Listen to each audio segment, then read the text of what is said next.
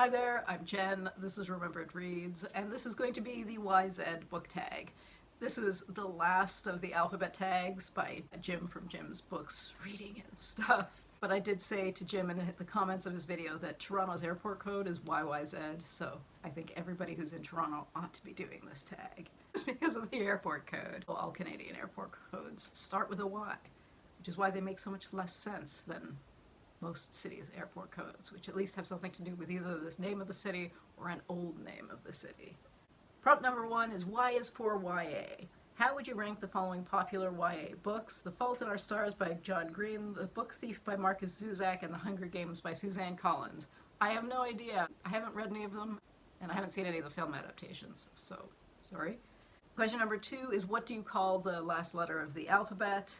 Z, Z, or something else? I generally say Z, but when I lived in the US I tried to remember to say Z. When I was in the DC area it wasn't that confusing because a lot of people come from elsewhere, and I think pretty much everywhere except I think maybe in the Philippines they say Z as well, but I think it's pretty much the US and a few places in Western Canada. Like I've seen a few people from BC and Alberta who say Z, but in most of Canada and in most of the Anglophone Commonwealth countries it's said, right? Next question. A few countries begin with Y and Z, like Yugoslavia, Yemen, Zambia, Zimbabwe, and Zaire.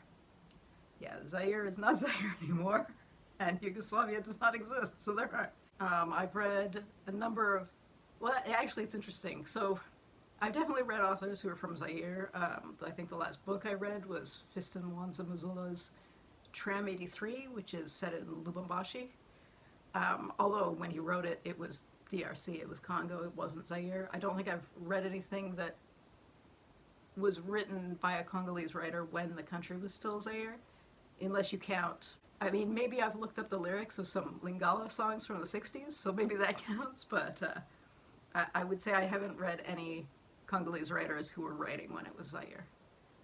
Anyway, Zimbabwe, yes, I mean, I've read Nervous Condition. And when I was in university, we read a book about spirit mediums during the Zimbabwean Independence War. I cannot remember the name of that book, but it was a big discussion point in a class. Zambia, I cannot recall if I have. I feel like part of M.G. Vassanji's Book of Secrets might partially be set in Zambia, but I don't know if that counts. It's like how I haven't technically been to Zambia. I've been exactly to the border. Because when I was in Zimbabwe, I was at Victoria Falls, and the border is right there. And I did not cross that bridge, although some people do, but if you get that stamp in your passport, because it's a yellow fever endemic country, you need to carry all kinds of vaccination details, which you have to now to travel anyway.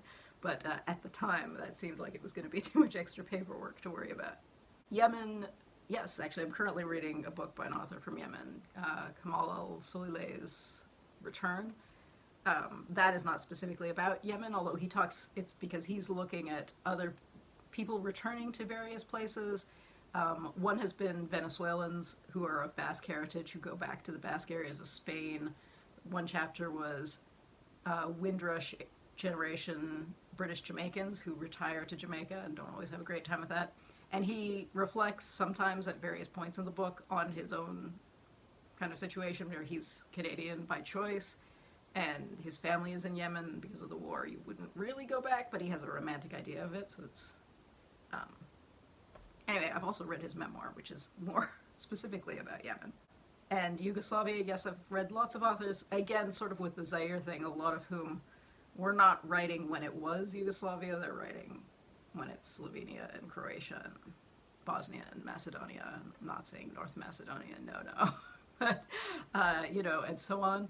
Although now that I've said that, Andrić, who won the Nobel Prize, obviously was a Yugoslav writer, and Selimović, for whom the big book prize for books written in that language now is named after, they were both writers who were writing when it was Yugoslavia, so them.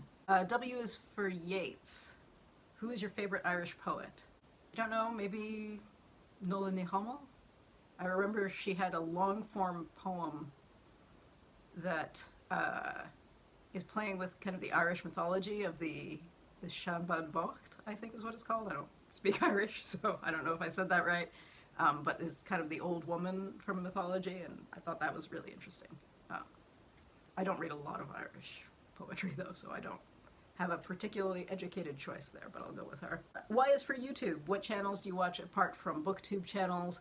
I watch a lot of the language comparison channels where somebody speaks language A and somebody speaks language B, and they see how much they can understand or what the shared vocabulary is like. I also watch cooking channels and music videos, so that kind of thing. Z is for zero. Have you read a book about nothing in particular?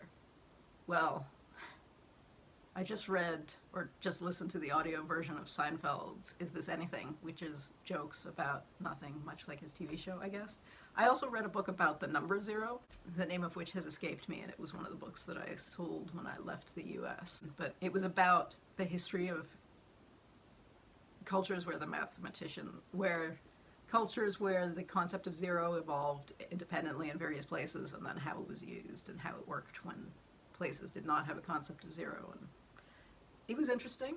If you're a mathy person, I wish I remembered the name of the book, or I would mention that. Z is for zombies. Do you have a favorite zombie novel? I liked the comic series Crossed at the beginning when Garth Ennis was writing it. I think it changed writers and I kind of fell out with it. In terms of prose books, I think my favorite zombie novel was Colson Whitehead's Zone 1, which is kind of an artsy zombie story, which I thought was really good. That was one that, like, I liked it quite a lot when I first read it, but it's one that's really grown on me as I think about it over time. So that was a good one. Z is for Zootopia. Do you have a favorite book where the characters are animals, anthropomorphic or otherwise? I have a soft spot for Mrs. Frisby and the Rats of NIMH by Robert C. O'Brien, which is the book on which the 80s animated film The Secret of NIMH was based, which is about a group of rats who were used for intelligence studies by the National Institute of Mental Health. They acquire human-level intelligence, escape, and are having a kind of socio-political discussion about whether they should steal from humans, because this is what rats do. They live on the periphery of cities and, you know, take the trash. And is it okay if they're stealing books and electricity and whatnot, or should they strike out on their own? The movie version is more of a fantasy story, but the book is pure science fiction and very entertaining. And I mean, it's aimed at kind of 8 to 10-year-old children, but it is great fun and has more depth than some books for that audience have. Yeah. Z is for Zen and the Art of Motorcycle Maintenance. What is the connection between Zen and the Art of Motorcycle Maintenance? I have no idea. I have not read the book. I also don't ride a motorcycle, and I'm not a Buddhist, so I couldn't even guess. I do have a cousin who sells motorcycles, or technically manages a motorcycle sales thing. That didn't matter. Bonus prompts. Y is for yellow. Do you have a favorite yellow book? No, and I didn't particularly like the yellow wallpaper. The yellow book back there is Charlotte Perkins Gilman's The Yellow Wallpaper and Other Stories, and I know a lot of people are like, adore the yellow wallpaper, but it's not really my thing. Although possibly because I read a bunch of her other writing in this collection, and I wasn't a super fan of that, so it kind of turned me off the style, whereas I think a lot of people study that one story on its own, and anyway. Y is for year. Do you have a best reading year? I think my pivotal reading year, I've said this before, but I think my pivotal reading year was 1995, which was the year I started university, which was the year that I started my 4 years of a really long commute. It was basically an hour and a half each way, so I had 3 hours of reading time every day, basically, because it was a transit commute. And luckily I don't get car sickness on trains and buses. And just the sheer volume of stuff that I was getting through meant that I was broadening what I was reading because I had so much time. Yeah, I just ended up getting through more material and broadening my curiosities, I guess. Y is for yacht. Do you have a favorite book about sailing? Not about sailing on a yacht. I do enjoy nautical historical fiction. C.S. Forester's Hornblower series are great fun. I mean, there are obviously a bunch of others, but that is my favorite. I have a great collection, sadly in storage now, of mass market paperbacks from the 70s of that I'm very attached to, and a lot of the books that I have in storage I'm gonna unhaul once I get them out of storage, but those ones I'm keeping. Y is for Yugoslavia. Have you read any books about the Yugoslavian Civil War? We don't call that a civil war around here, but yes. Not getting into the politics of that. Z is for Roger Zelazny. Have you read it? Do you have a favorite book by him? Nope, haven't read any, so I do not. And finally, Z is for Z. Do you get enough sleep? Mostly. I am a morning person, so every now and then people make me stay up too late. But, yeah, I'd say I'm not sleep deprived. I have no small children or weird work schedules to deal with, so.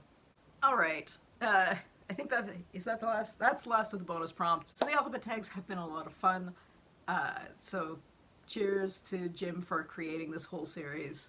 I haven't done that many of them, but I've enjoyed watching people do them. And yeah, as I said, if you live in a city where the airport code starts with Y, consider yourself tagged. Anyway, that's it for now. Ciao.